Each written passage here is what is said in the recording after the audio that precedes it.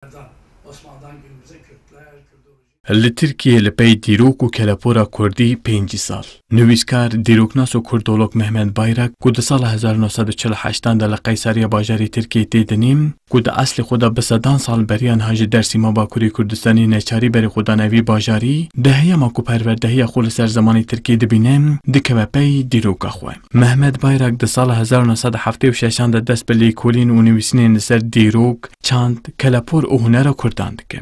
Bayrakê ku bi xwe jî Kurdê Elewî li ser Kurdên Elewî, Êzidî û Xorasanê jî bi dihan pirtûkan nivîsandiye û hêj dinivîse. Dîroknasê Kurd sedema destpêkirina lêkolînên xwe yên ser Kurdî, lêborina xwe ji gelê Kurd dixwaze û bi Tirkî wiha raber dike. Devletin resmi politikası İttihat döneminde bu tarafa Politika fermiya devleta Tirkiye ji heyema İttihat û Terakî heta niha li ser ji holê rakirina ol, mezheb û netewên din an ku li ser Tirkbûn û İslamê hatiye avakirin. Politikaya çandî jî wiha ye. Li gel vê yekê li dibistan û zankoyan jî tenê perwerdehiya yek ziman û polîtikaya devletê dihate dayîn. Lê belê dema ku min lêkolîn kirin, min dît ku tiştên tên fêrkirin nerastin û min yekser berê xwe da lêkolînên li ser kurdolojiyê. Di destpêkê de min ser kilam û stranên Kurdî lêkolîn kirin û pirtûk nivîsîn. Piştre jî li ser dîrok, têkoşîn û çanda Kurdên Êzidî, Elewî û yên Xorasanê min dest bi nivîs û lêkolînan kir.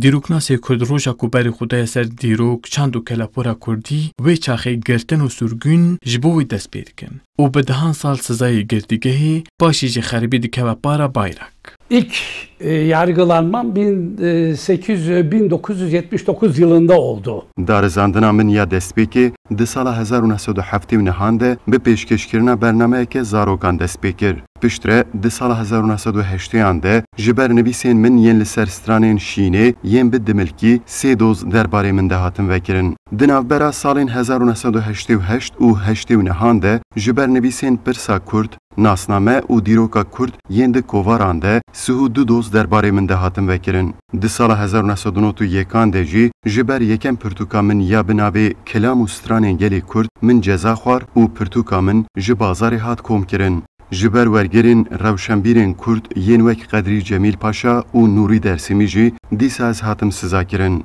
Bi giştî nêzî 11 sal min ceza xwar û 6 salan jî ez li xerîbiyê mam û min nekarî ez vegerim welatê xwe. Lêkolîner û dîroknasê Kurd di serî de li ser kilam û stranên Kurdî, têkoşîna gelê Kurdiya netewî, Pirsa Kurd, Kurdên Elewî, nîgarên ku temsîliyeta Kurdan dikin, derbarê qetlîamên ku ser Kurdan û Kurdên Elewî hatine kirin, li ser jinên Kurd yên di dîrokê de bi nav û dengin û li ser Kurdên Êzidî û Xorasanê heta niha çil pirtûk nivîsandine.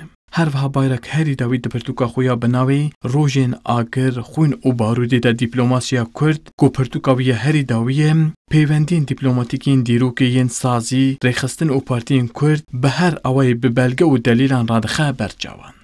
Vural erişmiş. Kurdistan 24, Ankara. Biraz ateş, biraz çelik, biraz su. Bu toprağın tutkusu özgürlüktür.